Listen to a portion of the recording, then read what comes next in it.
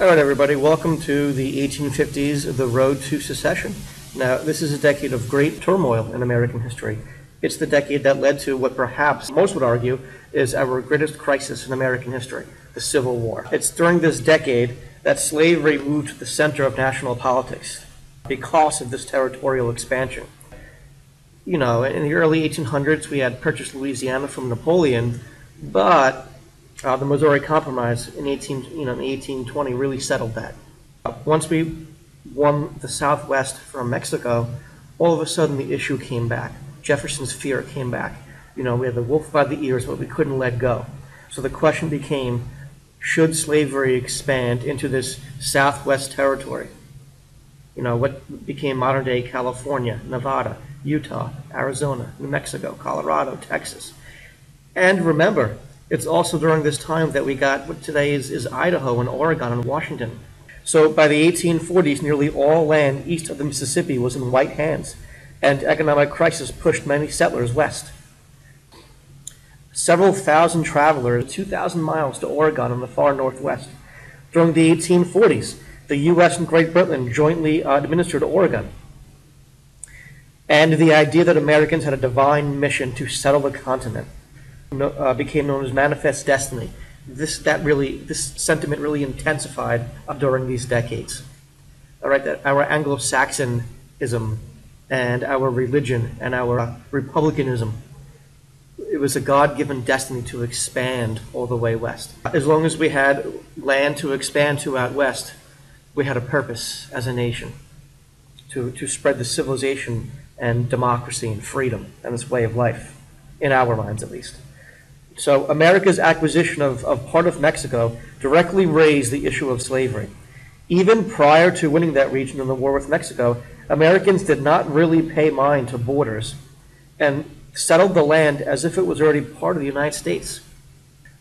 The acquisition of the vast Mexico territory raised a fatal issue that would disrupt America's political system and drive the nation to civil war. Whether slavery would expand into the West became the question. Ralph Waldo Emerson predicted that if the U.S. took part of Mexico, he, quote, "It will be as the man who swallows arsenic. Mexico will poison us." You know, sort of comparable to Jefferson's "we have the wolf by the ears" statement. Events proved him right. Before 1846, the status of slavery throughout the U.S. had been settled by the Missouri Compromise. But the conquest of Mexico reignited the question of slavery's expansion. In 1846, Pennsylvania Congressman David Wilmot introduced a bill prohibiting slavery from any territory acquired from Mexico that we won in the war. As a result, party lines collapsed. Every Northerner, Whig and Democrat, supported the Wilmot Proviso. Almost all Southerners opposed it for obvious reasons. The measure passed the House, which had a Northern majority, but it stalled in the Senate, which was evenly split between free and slave states. In 1848, opponents of slave expansion organized what became known as the Free Soil Party, and they nominated Martin Van Buren for president. Whig candidate and Mexican war hero Zachary Taylor won the presidential election, but the Free Soil Party made anti-slavery a political force to be reckoned with. Before I move on, I need to explain the title of this slide, the Free Soil Appeal.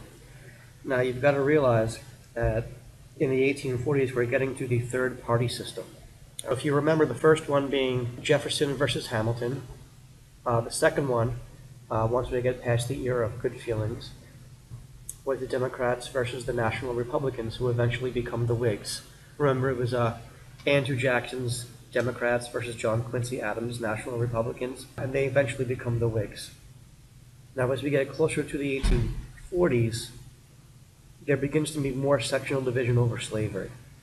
So remember, your Northern Whigs, or what they sometimes are called your conscience Whigs, they become members of the Republican Party. And your Cotton Whigs, meaning your pro-slavery Whigs, in the South, they join the Democratic Party. So you wind up with the third party system, Southern Democrats and Northern Republicans.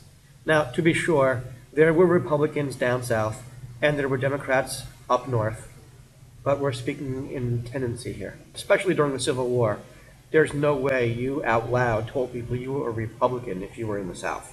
Not until after the war. And even then, it quickly became taboo again. So the free soil appeal begins to emerge in the 1840s, 1850s, at least politically. In the political realm, it emerges with the Republican Party. And they were firmly against the expansion of slavery. And that's the foundation upon which they were founded. Horace Greeley and Abraham Lincoln, two of the more famous members of that original Republican Party. And now we have the modern-day political parties, the Republicans and the Democrats. So the free soil position was much more popular in the North than the abolitionist demands were. The abolitionists demanded immediate emancipation, equal rights for blacks. So your abolitionist was more likely to be what we would consider to be less racist, have what we would consider to be more modern racial notions. Although not all of them, maybe even not most of them, but some of them. Now, your Northern Republican held your typical, what we would consider to be racist views of the 19th century. We consider them to be racist by today's standards, your Anglo-Saxonism. So it was much more appealing to white people up north. The free soil appeal was much more appealing because the argument was free labor meant you should be able to benefit or reap the fruits of your own labor. So the free soil position was more popular in the North than the abolitionist position. While Congress had no constitutional power to abolish slavery within the state, precedents existed for keeping territories free of slavery. We have the Northwest Ordinance passed back in the late 1700s. We had the Missouri Compromise passed in the early 19th century. And those both were federal legislation or national legislation that did prohibit slavery in future territories. The Northwest Passage, which was passed by the Articles of Confederation, did prohibit slavery up here in this Northwest Territory. Illinois, Indiana, Ohio, Minnesota, Wisconsin. And remember, the Missouri Compromise did ban slavery beneath that 36-degree 30-minute line in the early 19th century. So precedents did exist, and the Republicans pounced at that. And their argument basically was that there should be no expansion of slavery, so no territory should allow slavery before it becomes a state. Now, adding to that, many in the North resented what they perceived, and rightly so, as Southern domination of the national government. So preventing the creation of these new slave states appealed to those who wanted policies such as tariffs and government aid to internal improvement, spending tax money, which most Southern political leaders opposed. So for many Northerners, Western territories promised economic advancement and prosperity, especially for the white laborer. Economic crises in the 1840s reinforced the old link between land ownership and economic freedom, that old classical Republican belief. That is, many artisans and newly emerging wage earners, remember the market revolution, saw access to Western land as a means of fighting unemployment and low wages in the East. As long as a safety net existed out west in the frontier, there was a place to go if their ventures, their business ventures, or they didn't like their wages. If their business ventures failed or their wages were too low on the East Coast, they could venture out west. And as long as the threat of the West was there, their wages were not going to be as low. And if slave plantations took up these Western lands, free Northern migration would be blocked. So they did not want to compete with slave labor. The free labor did not want to compete with the slave labor. So free soil had a double meaning. The Free Soil Platform of 1848 called on the national government to both bar slavery from Western lands and offer what's called free homesteads, property and farms, to the settlers in the new territories. So unlike abolitionism, free soil did not challenge widespread Northern racism. In other words, free soilers were quite racist, but felt that their labor, that is, that of the white worker, could not compete with slave labor. To many in the white South, barring slavery from the territory seemed a violation of the equal rights of Southerners, blocking their property, some of whom had fought and died in the Mexican War. They complained that the federal government had no right to keep them from bringing one kind of property, that is their human property, into the territories, with older slave states suffering from soil exhaustion from the tobacco and the cotton. Southern leaders believed that slavery had to expand to survive, and in fact, it did. So don't forget that once we get closer to the Civil War. So the next thing we get to are increasing problems of sectional balance that begin to emerge or continue to emerge once we get to 1850. You've got to remember the Underground Railroad during this time frame, where abolitionists and other white Northerners and free blacks up north, and even some escaped slaves, would be stops on this secretive passage to escape slavery from the South up north, and for the most part all the way up to Canada. And it's during this time that issues of fugitive slaves really come to the forefront once again. And it manifests itself in the Supreme Court case of Prigg versus Pennsylvania in 1842. Now, this was a pre-Civil War case, and in a nutshell, it declares unconstitutional all fugitive slave laws enacted by the states on the ground that the national law, the federal law, provided the only remedy for the return of runaway slaves. What was happening is states were passing these personal liberty laws that were making it more difficult for slave catchers to go up north and capture their slaves from particular states. So the South was nagging basically the national government for protection for this, and Prigg v. Pennsylvania came out as a result of that. So let's go into a little bit more. So the national debate over slavery grew in intensity beginning in the 1840s. Many of the northern states demonstrated their hostility to slavery by enacting these personal liberty laws. And these laws attempted to frustrate southern slave owners who came north in search of runaway slaves. Now, southern slave owners were outraged at these laws, arguing that the Federal Fugitive Slave Act of 1793 gave them the right to reclaim their property without any interference by the state government. In other words, they depended on the federal government to help them reclaim runaways, right? Which to me would be the opposite of asserting states' rights. The South was demanding that the North adhere to the national law and not assert its own states' rights against the Fugitive Slave Act. So let's get to the case. In 1842, the Supreme Court resolved the issue in Prigg v. Pennsylvania. So Edward Prigg, a professional slave catcher, seized Margaret Morgan, a runaway slave from Maryland, living in Pennsylvania.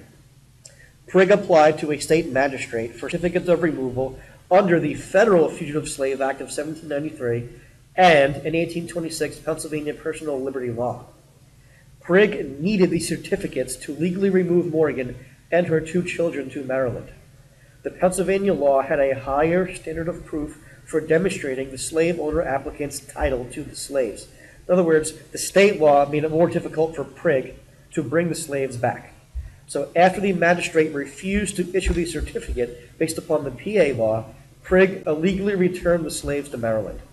Pennsylvania then indicted Prigg for kidnapping under the 1826 law and extradited him from Maryland. Following his conviction, Prigg appealed to the U.S. Supreme Court. By an 8-1 vote, the court reversed his conviction. Writing for the court, Justice Joseph Story concluded that the PA law was unconstitutional because it conflicted with the federal act, which, legally speaking, he was correct. So, as an extension of his conclusion, Justice Story ruled that states were not compelled to enforce the federal fugitive slave provisions. It would be inconsistent and without legal basis, he reasoned, for the court to declare the preeminence or the dominance of federal law and then require state courts to help carry out the law. Thus, the federal government was responsible to procure the return of fugitive slaves. So basically, on the surface, it seemed like a victory for Southern slaveholders, that these personal liberty laws passed by the states were not going to fly. But Story took it a step further, and he basically said, all right, well, it's a national law, so why are we expecting the states to enforce it? The national government has to enforce it. So what looked like a victory for the slaveholders, in essence, was not. So the Prigg decision angered slavery opponents. In 1843, Massachusetts passed an act that forbade any state official from participating in the return of fugitive slave under the 1793 National Fugitive Slave Act. Other northern states passed similar acts, like a newer version of a personal liberty law. So slave owners soon became aware that the withdrawal of state support curtailed their ability to return slaves to the South. In other words, the slave owners were kind of stuck. That is, Their choice was to either deal with the more stringent fugitive slave laws enacted by northern states, that is, the personal liberty laws that they thought were voided, or lose any state support in getting back runaway slaves. To be sure, there were not enough federal officers or federal magistrates to process applications under the 1793 law. This led to the Fugitive Slave Act of 1850, which we will get to momentarily.